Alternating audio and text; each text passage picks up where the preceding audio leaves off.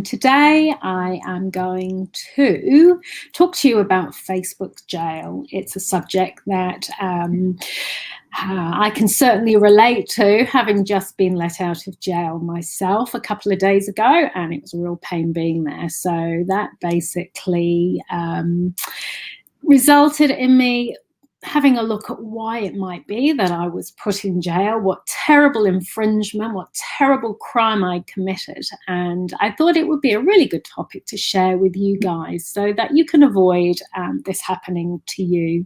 I've certainly heard increasingly over the last little while that more and more people have found themselves in the Facebook prison. So I think that this will be relevant to quite a few people out there. So if anyone wants the slides that go with this video, let me know. I'm happy to share those with you. So today's tutorial is 10 unbelievable things you never knew about Facebook jail. And what I'll do is share my screen so that you can see the slideshow that I have. Okay, so 10 unbelievable things you never knew about Facebook jail. So the reason, as I said earlier, that I decided to do this particular live is because I found, to my horror, that I had been put in Facebook jail myself, and I had absolutely no idea why, because I believe that I am pretty ethical when it comes to the use of Facebook, because at the end of the day, I trade on my reputation. And if you're trying to build a brand and a reputation that you want to be proud of, then you are going to behave ethically. So I was quite surprised that I ended up in the clink, and I had absolutely no idea why. So I decided to make it my mission to investigate. So the first question you might want to ask is, what is Facebook jail? So essentially it's where Facebook punish you, and that might be your profile or your page or your group, and for a variety of different infractions. And the consequence of that punishment is that certain features that you normally are able to use in the Facebook platform become blocked or restricted or limited. And at the very worst, your entire account can be disabled or shut down completely. And I was just talking to somebody earlier on today who told me that there was a woman that happened to. And when your whole business is intertwined with Facebook, then that would be catastrophic. And she essentially had to start again, I understand. So pretty scary stuff. So for me, what I have learned along the way is that the old saying, never put all your eggs in one basket, is never more applicable than in business where you have a predominantly online business. If you are relying on an external platform that really doesn't care about you specifically as a business, then you could be in real trouble if they change the rules or something happens that means that everything's shut down. If you are spreading the risk, as you would do with any other investment, if you're sensible, then you're not going to do that. You are going to make sure that you are using a variety of platforms. And that's definitely been my way of moving forwards with my business. I don't rely just on Facebook for this very reason. And when things happen, like being put in jail, it just reinforces the fact that you do not want to rely on an external platform like Facebook. And one thing that I noticed when I was put in jail was that I tried to appeal the process, and funnily enough, I was in jail for a week, and the appeal process was never heard in that time, as I suspected would happen. So I thought, okay, I'll head over to the Facebook Live support and chat with a real person, because that's something that has been available. They're not always, they're supposed to be real people, but I often wonder if they're in fact robots. But anyway, that aside, that's always been my recourse in the past when there've been issues. And to my horror, what do I discover? But the fact that the live support's disappeared. So that is even more scary, and in my book, even more reason not to put all your focus on Facebook. So without further ado, we'll move on to the next slide. So what are the penalties that you can face if you infringe one of Facebook's rules?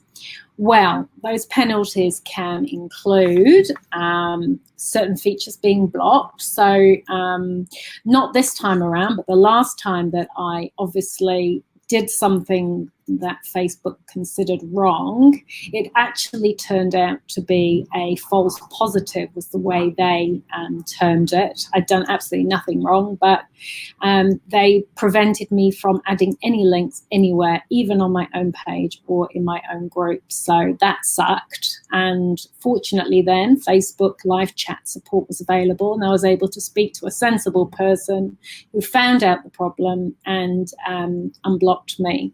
Now that's not going to happen if Facebook live support has disappeared, because the appeal process just doesn't seem to actually happen anyway.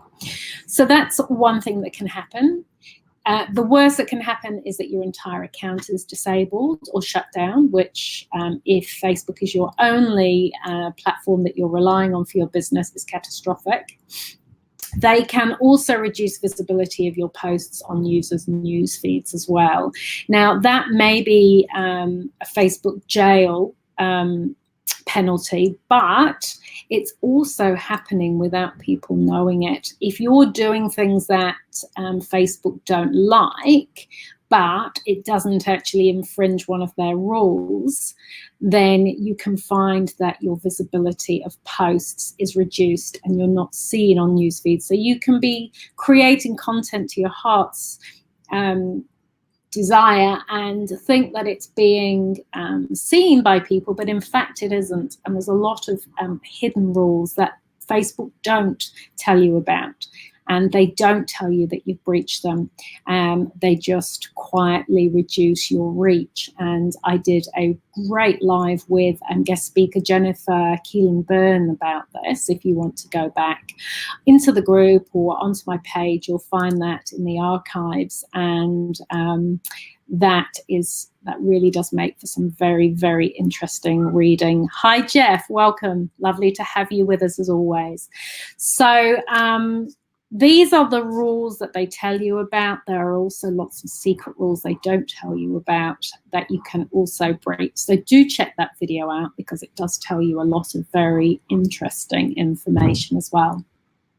So in addition to reduced visibility of posts, you can also find that you can't post anything at all for between as little as a few hours and a week. You can also find that everything that you post is marked as breaching Facebook community standards, and that's what happened to me when I found myself having a double positive, a false positive, I beg your pardon, when they determined that it was a false positive. That was what I was seeing everywhere, which is incredibly frustrating. And as I kind of referred to earlier, they can remove your profile or your page altogether as well. So the penalties can be really, really harsh. How to avoid Facebook jail is the next slide. So once you understand the rationale behind Facebook's rules, then it's not as difficult to stay out of jail. That's a big thing. Now, that's one thing. That's the rules that we know about. As I was alluding to earlier, I did a live with Jennifer Keeling-Byrne where we talked about the secret rules, the rules they don't tell you about. And those are harder not to infringe, because they don't tell you what those rules are.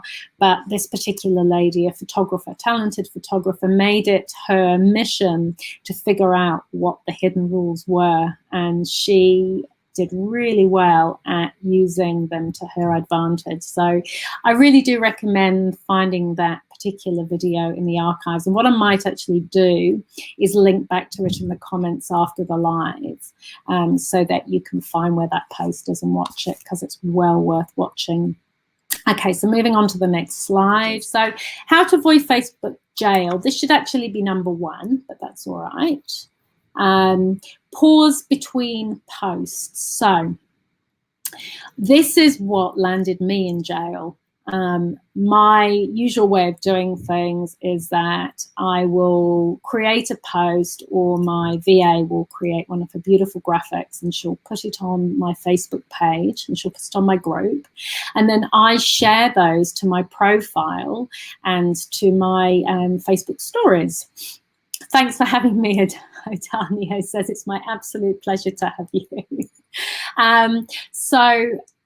When it comes to that, because like most people, I'm busy and I have lots to do, I fire them off and away I go. And I must have posted these things and shared them in quick succession, and unbeknownst to me, the bot picked me up as a spammer, because I guess that's what spammers do. They share the same content over and over again to different places. And even though it was my content and I was sharing it to my profile and my story, I got picked up and I got stuck in jail, which I think is unfair. And so I appealed. Facebook Live support has disappeared unless someone else has found that it is there. I can't find it anywhere anymore. And I'm still waiting for the appeal to be heard, and I'm already out of jail. So not very fair, really. And I don't think that it was justified. But that said, if that's what I have to do, that's what I have to do. So from now on, when I share something, I'm going to have to wait 5 minutes before I share to my story, because that's where I got banned. I wasn't able to share anything to my story anymore. So you live and you learn. And as people have said before in comments, when I have written posts about Facebook and the things that they do, they say their platform, their rules, and unfortunately that is the way it is, whether we like them or not. So that's how I ended up in jail for a week. And you basically need to be thinking, okay, could this be picked up by the algorithm as spamming? And if it could, don't do it. It's not worth it. So the solution, as I've said, is let some time pass between shares, a few minutes at least. And yes, it is very frustrating if you are busy and you don't have time to sit around. There are schedulers that you can use instead. There's a post-cron scheduler, I believe. Whether or not the algorithm senses that you're using a third-party app to schedule, I don't know. Personally, I never use third-party apps to schedule, simply because you get penalized for that one. And that's probably one of the secret rules that Facebook don't let you know about. But they'll hide your reach for your audience if you use third-party schedulers. So that is frustrating. So you would need to check before you go for one of these schedulers and make sure it's not going to end up with you being penalized. Hadanio says, whoa. Yes, whoa. Okay, so the next thing, this is actually number 2. I was doing this late last night, and I've obviously lost the ability to count at the time. So this is number 2. Make sure you create original content. And this is particularly the case with images that you might get from Google search results. If they're coming up, they've probably been very, very well used, and they may well have been marked as spam. So if you're using one of these images on your posts, then you're going to be picked up as spamming. And the same applies to text and to links that you share. So just be careful, make sure that they are original. Next slide. This is a really important one. Keep your Facebook activities personal.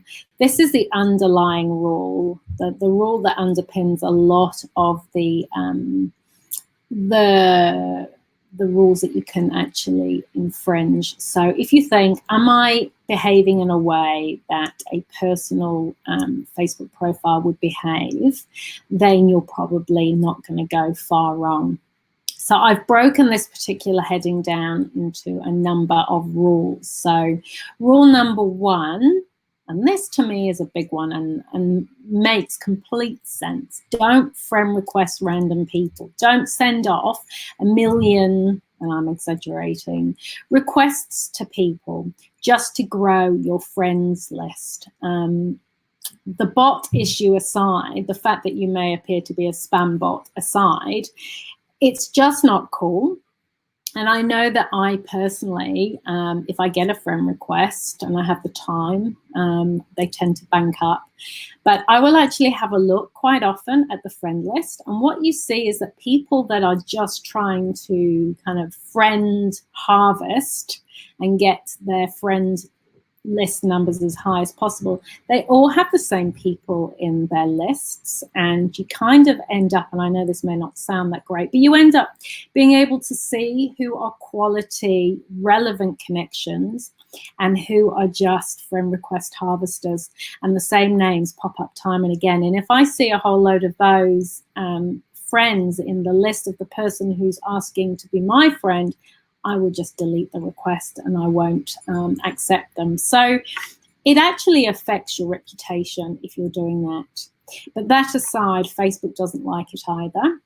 If you're requesting that lots of people connect with you and you don't have anything in common with them, or there is no real reason for them to accept your request, what's going to happen is, like with me, a lot of people are going to reject those requests. If you get a lot of friend request rejections, then the bot will pick that up and will then see you as a spammer, and in the jail you go. So think carefully before you start doing that, because you will be picked up by the algorithm. So point number 3, too many rejected requests and Facebook will mark you as a spammer. And this is just what I was saying before. It really is quality, not quantity. People do look at friend request lists. The more you've been doing this sort of stuff, the more discerning you get and the more you can tell from things like friend lists whether someone is worth connecting with or not. There's nothing more annoying than someone who just asks to connect with you and then has absolutely no intention to engage with you. And I will often reach out to people, because for me it's all about the quality of the connections and it's about collaboration. That's where all the power is, in my opinion. And if you reach out to someone and you message them and they just give you a thumbs up or don't do anything at all, then it's just not cool. So for a lot of reasons, be ethical about things. Don't annoy people, because it will come back and bite you in the bum. So I'm just going to quickly check if we have anybody else. We do. Randolph J. Lee has joined and has said good evening. Good afternoon over here in New Zealand. Good evening over there. Who else have we got? I'll just quickly check my other pages. That one's a bit quiet. Okay, I think that's everybody. So I will just move over to the next slide. Okay, so rule number 2, and obviously this is not a difficult one. Don't add people to groups without their consent. That is not cool, and you're going to get people reporting you for that, and then that's it. You are going to get a bad reputation with Facebook. Never tag people in images or videos if they aren't in fact in them. This goes against Facebook's policy that only people can have profiles. So I think actually that second bit has got copied and pasted in there. It doesn't actually follow on. My apologies. But there's nothing more annoying than you look at your notifications and you see that you've been tagged in something and you go to it and it really has absolutely nothing to do with you, and it's just someone's way of trying to get you to look at their stuff, and it's not cool. I don't want to be portrayed as being in videos that I have nothing to do with, nothing in common with. It's just not something that you do, so don't do it. Rule number 4, don't post on Facebook pages with non-personal profiles. This goes against Facebook's policy that only people can have profiles. And it's the same with trying to join a group as a page as well. For a lot of reasons, I don't like that. And I try not to approve people that are trying to join as pages, because for one thing, I don't know who the person is. I can't address them. You just can you lose the whole personal aspect. And also, it is a way of people promoting their businesses, and it's not ethical to do that.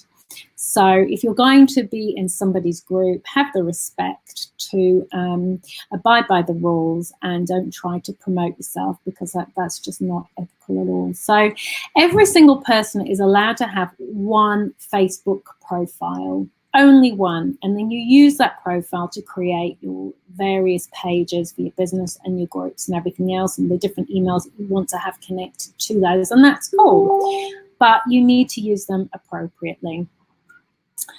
Okay, so the next thing is keep your personal profile about you, not your business, and make sure your name reflects this. So use your real name. So I'm Sharon Henderson in my profile. On my page, I'm something different that relates to my business. That's the way you do it. You can certainly have bios, and they give you the opportunity to add a website into your profile page. So everything you need to do is there. You don't need to basically ram your business in people's faces. There's a time and a place to do it. And at the end of the day, it shouldn't be about spamming people with promotional stuff. It's about building relationships. And that's what Facebook is trying to advocate and trying to encourage. And I personally have no problem with that. Rule number 5. Don't promote your business on other people's pages. It's unethical. It's incredibly rude. I have found in my group before people doing lives about their own stuff, or just plain spamming with their promotional material. They don't even bother to add any text to go with it. And so I delete it, of course, because it shows no respect for what the group is about, which is about supporting one another, helping one another, and adding value. And that's not adding value. So don't do that. It certainly does not gain you any friends.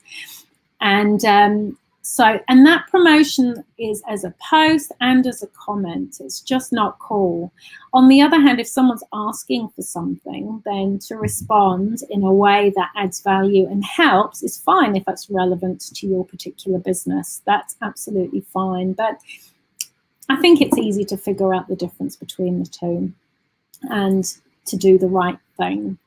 And another recommendation is not to even like other pages, not unless it's genuine. If you even go along and like too many things so that you appear in their newsfeed, again, the bot will pick that up as spam, and you will be you will find that there are consequences to that. Personally, my rule of thumb is that I remove the first promotional attempt in my group without notification. If they do it a second time, I'll let them know. And you can actually, as you delete a post when you're a group admin, it gives you the opportunity to select which category is the basis for the removal, and promotions is one of them. And you also, at the very bottom, get the opportunity to either let them know what you're doing or not. So the second time, I will let them know. If they do it again, then I just remove them from the group. It's easy as that. Rule number 6, don't use private messages to promote your business. That too is spam. If you're doing that on a regular basis, then people are going to get annoyed and they're going to report you, and you will end up in Facebook jail. Or worse, you will have your account closed down if you keep infringing in this way. And you're not making any friends doing this, so why do it? It really doesn't benefit you at all.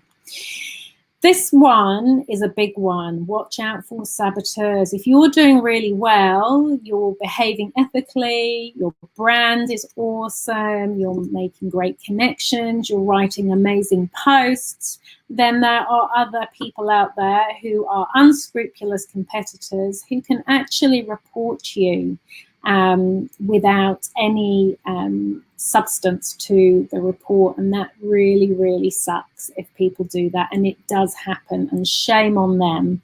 I am a huge believer in karma, and what you put out to the universe is what the universe will deliver back to you when you least expect it. So I would just never do anything like that. It just is horrible. But anyway, that's me. Everybody is different, and we're not all ethical creatures. We're not all considerate people either. There are those people out there who would rather, if they see a light shining brighter than theirs, to extinguish that light so that they can shine brighter still. So if that happens to you, block them from your page or your group, unfriend them. Then they cannot gain access to your posts anymore and do any more harm. And make sure you report them by visiting their own personal profile, failing which, contact Facebook, let them know what is happening. Hopefully, they will be a little bit more responsive than I have experienced them to be. So, yes, very scary live chat support has gone. But I would love to hear if anyone else has looked into live chat support recently and found that they are there, and maybe they've changed where their link is. I'd love to know. I really would, because it scares me that they're not available anymore, because they were the only human face behind the shadowy figure of Facebook. But there you go. I hope the bot can't pick up what I'm saying and put me in jail for that. Big Brother is watching. Number 7, everything in moderation. Avoid doing anything with excessive speed. So just as I said before, that the reason I ended up in Facebook jail was because I posted and shared my posts too quickly on my Facebook stories and on my feed. I got blocked. So slow down. Don't do anything too quickly, and that includes how many friend requests you accept at once, how many things you like, how many things you comment on at once. Don't flood your followers' timelines with constant posts. Sometimes less is more. If you're getting too much from someone, the chances are they're going to stop your notifications anyway, bots aside. Any of these behaviors are likely to have you marked as a spam bot. Okay, let's go on to the next slide. There's only a few more. As I said earlier on, if you would like these slides, let me know in the comments and I will happily share those with you. Number 8, make sure your profile is complete. Not only is this a great opportunity to sell your skills, your services, your products, and tell people how totally awesome you are, but it reduces the chances of people reporting you for spamming them because you have substance behind your profile. So fill out all the forms of the About section because this lends credibility to your profile, and it does make people less likely to report your interactions as spam. Number 9, only one more to go of the 10. Shorten your links.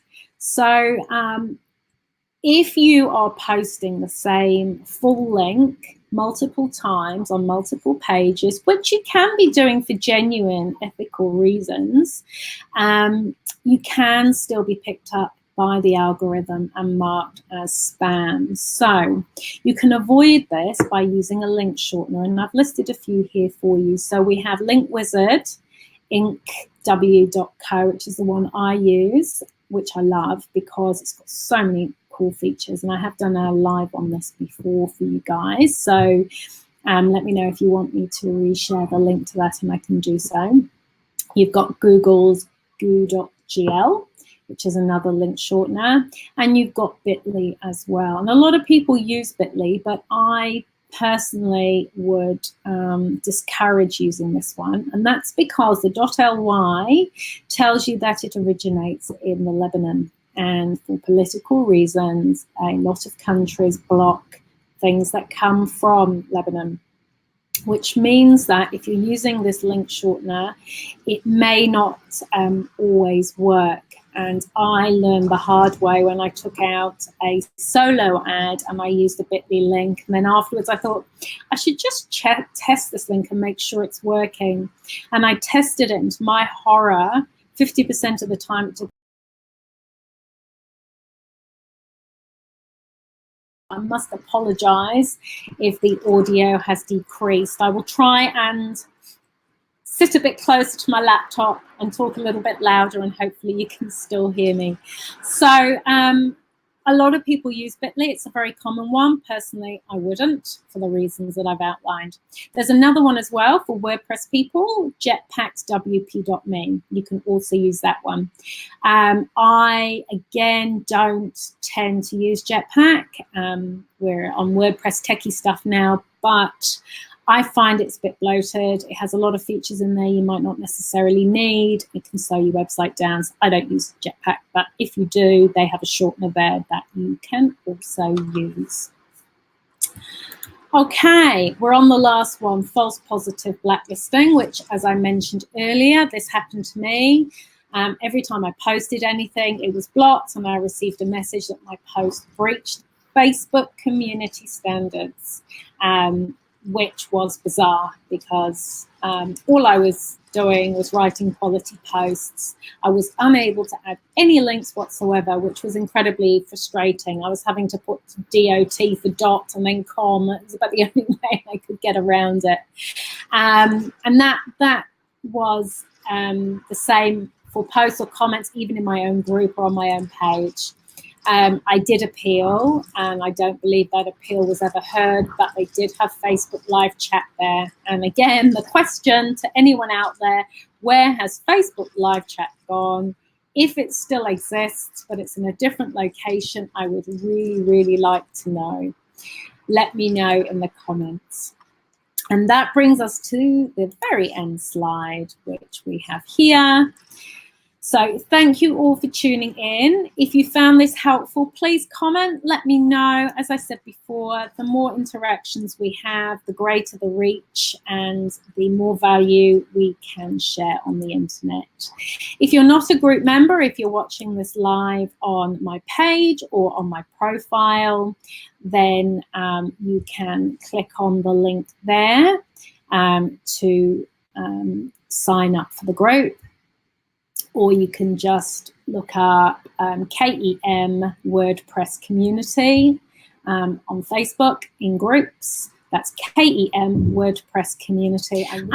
If you want to know when I go live, I try to go live at the same time each week, but it doesn't always work that way. And with time differences and life being busy, it can sometimes be tricky to keep up with when lives are happening. But if you click on the link there, the Get Notified link, then you will receive a messenger broadcast before I go live, a few minutes before everyone, so that you can just click on the link and tune in so you don't miss them.